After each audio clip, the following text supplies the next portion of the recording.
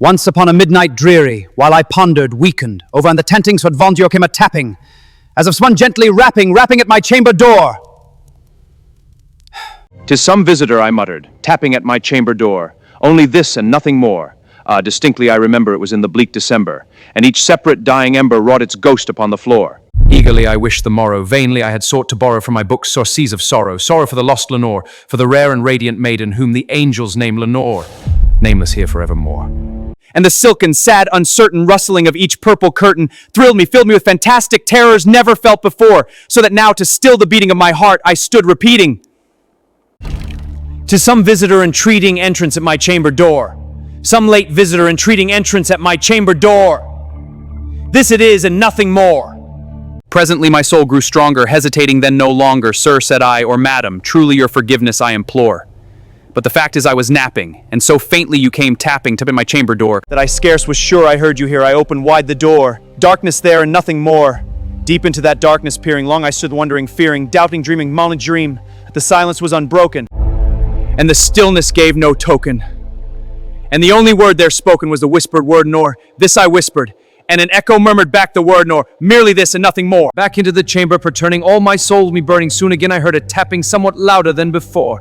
Surely, Sally, that it is something, but that is still me. That is Biswind, and nothing more! Open here I flung the shutter, when with many a flirt and flutter, in their stately raven of the saintly days of yore. Not the least bases made he, not amongst all much spa lady, per page's pouch and sat, and nothing more.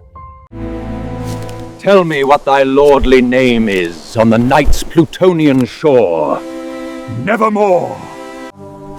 Then this ebony bird beguiling my sad fancy into smiling, by the grave and stern decorum of the countenance it wore, "Though thy crest be shorn and shaven, thou," I said, "art sure no craven, ghastly, grim, and ancient raven, wandering from the nightly shore."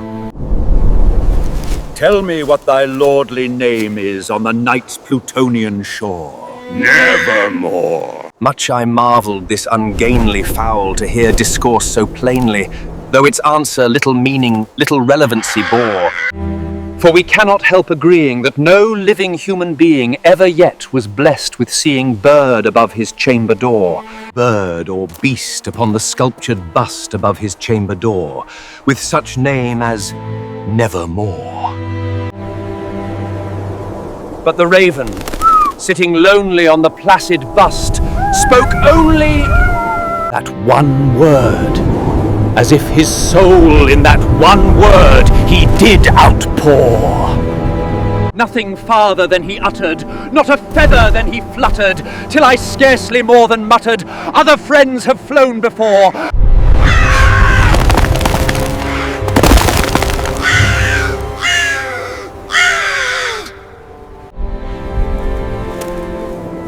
"On the morrow he will leave me, as my hopes have flown before." "Nevermore." Startled at the stillness broken by reply so apt spoken, "Doubtless," said I, "what it utters is its only stock and store, caught from some unhappy master, whom unmerciful disaster followed fast and followed faster, till his songs one burden bore, till the dirge of his hope that melancholy burden bore, of never, nevermore." But the raven, still beguiling all my fancy smiling, straight I wheeled a cushioned seat in front of bird and bust and door.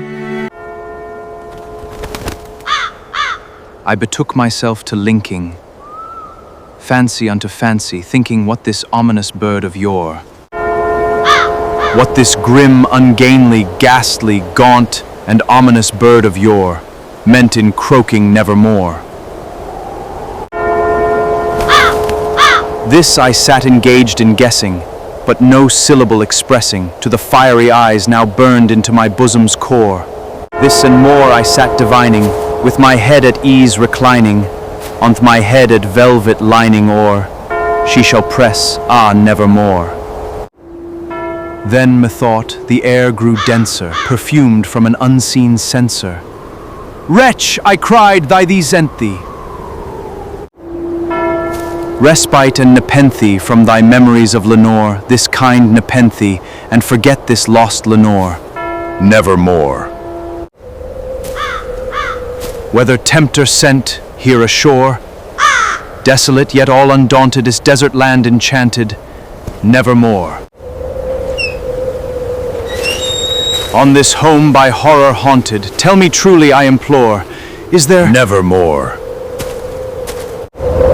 prophet, by that heaven that bends above the door, tell this soul with sorrow laden if, within the distant Aidenn, it shall clasp a sainted maiden whom the angels name Lenore.